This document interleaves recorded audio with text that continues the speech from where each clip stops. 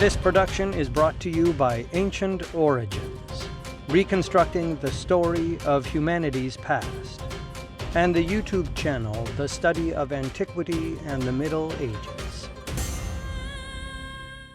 The Ancient Kingdom of Colchis, a legendary land of plenty, conflict, and the Golden Fleece.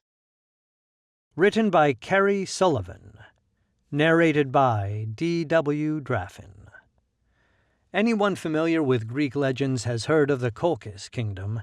It was to here that the band of heroes known as the Argonauts ventured in order to obtain the Golden Fleece, a symbol of authority and kinship, and it is here that Jason betrayed Medea, princess of Colchis. There is no way of knowing how much of the tale of the Golden Fleece is fact and how much is fiction, but Colchis was a real-life ancient kingdom that had an important influence on the development of the medieval kingdom and subsequently the modern state of Georgia. The Greeks portrayed the proto-Georgian state as a wealthy kingdom and a formidable opponent. Perhaps it once was. However, throughout much of history, Colchis was contested by nearly every major historical power. Colchian wealth. Colchis is located on the eastern shore of the Black Sea, in what today makes up the western half of the country Georgia. People from this kingdom were known as Colchians. Much of the kingdom was built along the banks of the Phasis River, today the Rioni River. The mild climate of the Caucasus plus the extreme fertility of the region helped Colchis develop advanced agricultural techniques much earlier than the rest of Europe.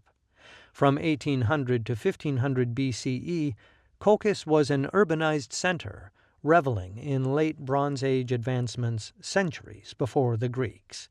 In particular, Colchians developed skillful metalworking abilities. The bountiful harvest and skilled production of metal goods, combined with their seaside location, helped the Colchians become rich from trade. Greek legends associated with Colchis. Taken together, it is no wonder that the Colchis of Greek mythology is a fabulously wealthy kingdom. It is also home to the sacred grove of Ares, the Greek god of war. Other Colchian appearances in Greek myths include the place that Prometheus was chained to a mountain for stealing the god's secret of fire, and where an eagle came every day to eat his liver, the place where the temptress Circe lived, and the land of the Amazons, the fierce female warriors. Today, the ancient ethnic composition of the Colchians is unknown, but the ancient Greek historian Herodotus described them as being black Egyptians or Ethiopians. Colchis was a highly contested territory.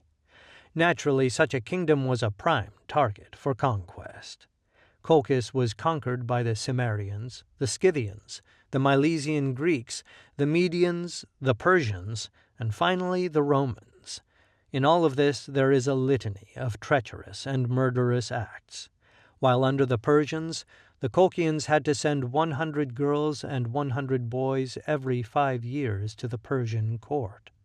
Eventually the Colchians managed to throw off the Persian Empire, possibly because it had become too distracted with Alexander the Great. Colchis lay just outside Alexander's empire. However, the ordinary people quickly became subject to the powerful oligarchs that rose up in the Persians' absence. This would ultimately divide the kingdom into myriad little princedoms that fought with each other until they were unified by being conquered by Mithridates the Great, Megas, the king of Pontus and Armenia. But Megas was defeated in war, and a battle for succession followed with the sons of his 6 wives, his mistresses, and his concubines, all vying for control. Eventually the Romans put an end to this struggle by conquering the Caucasus under the brilliant strategy of General Pompey. Under the Romans, the kingdom of Colchis was renamed Lazicum, and the people the Lazes. Several factors remained consistent, regardless of who controlled the land of Colchis. First, the land provided an abundant harvest, and the craftsmen turned out wonderful work. Second, the people would rise up, usually unsuccessfully, to try and overthrow any non-Colchis ruler, or Colchis's rulers they felt unfit to govern. And third, fierce mountain tribesmen would swoop down to raid and pillage the lowlands of the coast. This was a frequent headache for the Roman garrison. Religion in Colchis. Legend has it that St. Andrew brought Christianity to Colchis. Others say that Christianity was brought to the region by St. Simon the Canaanite, who was killed by being sawed in half by anti-Christian Lazes. Still others say Christianity was introduced by St. Nino, who cured the queen of a mysterious disease. Regardless of which story is true, the region was not fully Christianized until it was subdued and forced to accept the religion by the Byzantine Emperor Justinian I. That being said, a large part of the region also ascribed to the Zoroastrian faith. For about 400 years, Lazikum served as an important buffer zone between the Christian Byzantine Empire and the Neo-Persian Sasanian Empire, which promoted Zoroastrianism. The Byzantine-Sasanian struggle, in which the Caucasus changed hands many times and attempts at peace never lasted, was finally put to an end by the invasion of the Arabs. It was not until the 10th century that Colchis was liberated and united with Iberia to form the modern Georgian state. The history of Georgia is no less fractious than that of Colchis. It has been ruled by the Ottomans, the Russians, a German-British protectorate, briefly, during the years of the Bolshevik Revolution and World War I, the Soviets, a corrupt but independent Georgian government, and now partially by the Russians once again.